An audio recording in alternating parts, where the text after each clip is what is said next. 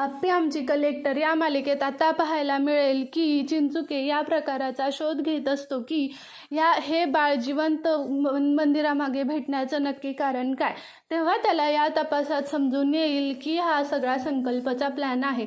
त्यानंतर तो अर्जुनला येऊन सांगेल की ह्या संकल्पनी असा घोळ केलेला आहे की ते बाळ त्यांनी मुद्दामून तिथे ठेवलेलं आहे। नंतर अर्जुन या तपासाचा शोध घेत पोहोचेल की हे बाळ दुसरा कोणाचंही नसून आप्पीचं आणि माझं आहे। कारण तेव्हा संकल्पला जेव्हा कळेल की हे बाळ आता अर्जुनला कळालेलं आहे की हे बाळ त्याचंच आहे, तेव्हा तो बाळ ते घेऊन जाऊ शकतो आणि आप्पी आणि अर्जुन हे खुशीने राहू शकतात।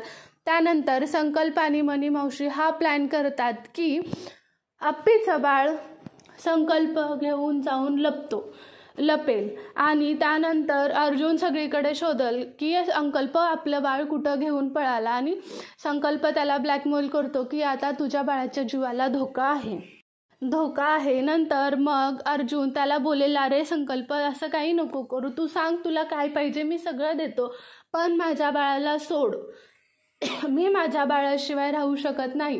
त्यानंतर संकल्प बोलतो की अरे अर्जा, असं कसं मी सोडेन, एवढी चांगली वस्तू हाताला लागली असताना मी असंच सोडेल का।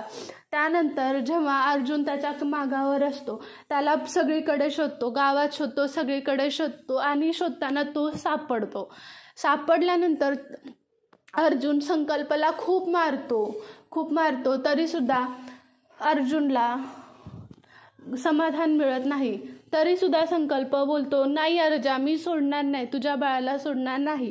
मग त्याचा राग अर्जुनचा राग अनावर होऊन तो त्याला बंदूक दाखवतो, तर तो बोलतो, घे अर्जा, मार मार मार। त्यानंतर अर्जुन मग त्याला खरंच गोळ्या झाडतो आणि गोळ्या झाडल्यानंतर त्याला नोकरीवरून काढून टाकतील की त्याच्यावर गुन्हा दाखवून त्याला सोडून देतील। आता हे बघण्यासारखं राहील। यापुढे काय होतं हे बघायचं असेल तर तुम्ही या चॅनलला सबस्क्राईब करा आणि लाईक करा। थँक्यू।